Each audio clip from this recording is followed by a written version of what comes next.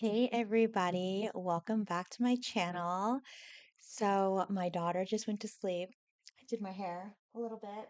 It's a little fuzzy, but I wanted to hop on and this video is not about yoga because I know I've been doing a lot of um, tips on children's yoga, but this video, sorry, my hair is like so fuzzy.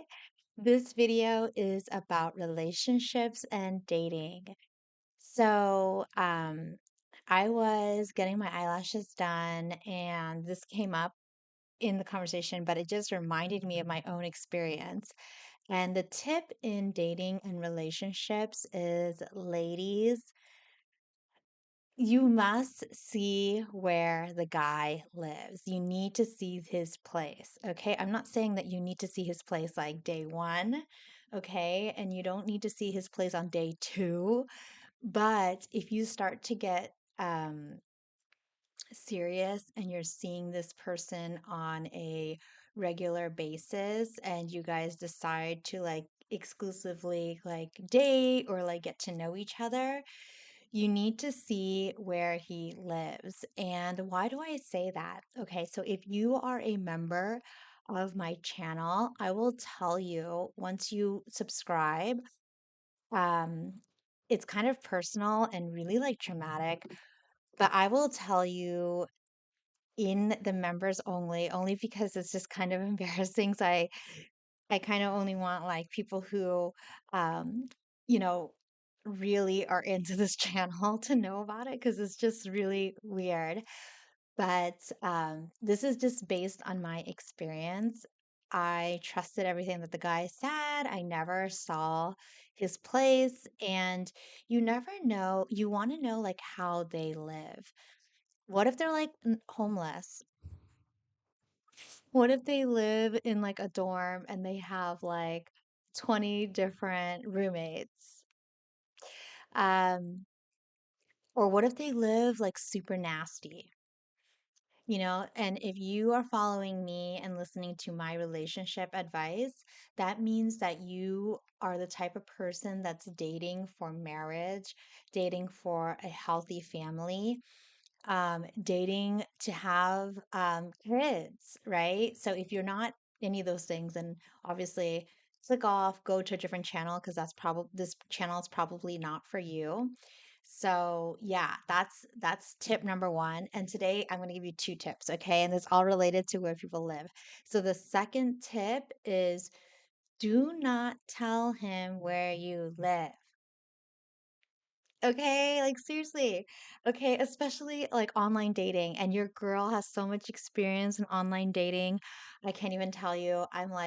I'm pro level, okay? And if you follow me, you already know that I've been online dating for a long time, and then I finally found my husband.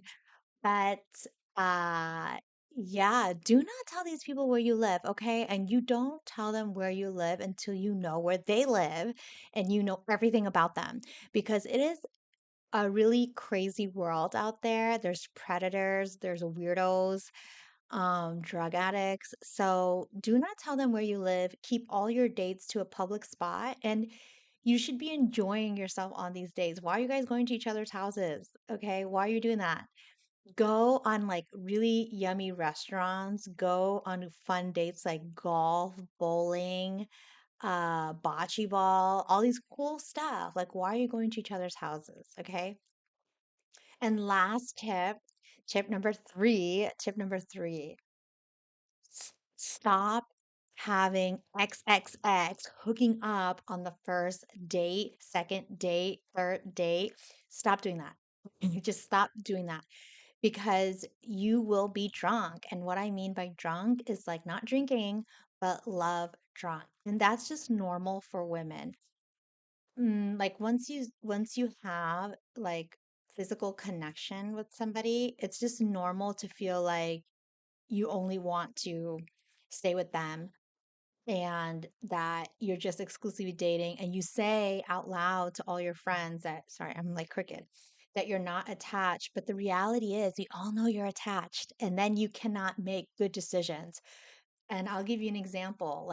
I was on this one coaching call And this girl was like, oh, well, he's just so nice and he wants to keep the relationship going. He's so dedicated, blah, blah, blah, blah, blah. But he doesn't have a job.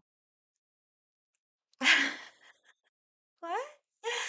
And he had like he gets really angry and it's like we get this huge toxic fights.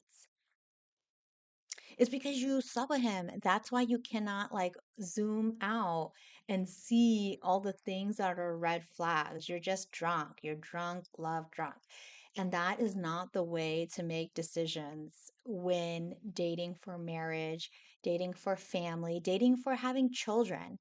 And you want to make your decision so based on values and so sober because guess what? Like your child is depending on you. Your child is depending on you to pick the right person, okay? To give them the right genes so that they can prosper and have a good life in this world. If you like, I know if you're part of my members only, I'll show you the story about who I dating an addict. What I learned is those genes get passed down, meaning like it runs in their family. And do you want your child to be open to that gene? Do you want to give them that like that handicap? If you think about it, the world is good, you're doing great, all that stuff. There is positive sides, but you don't want to bring your child in with the handicap to have to overcome and then also overcome all this other stuff you know so you want your children to start from level 8 and then move on to level 20. You don't want your child to be level 0, stay at level 0, or have the hardest time to get to level 1, 2, 3 in life. So don't have sex. Okay. And there's another video about how I like people were telling me like, oh, don't you want to know if he's really good at sex and blah blah blah blah, and that's how you should decide on if you want to continue the relationship. Like, no, because I'm not dating for that. I'm dating for marriage, kids, healthy relationship.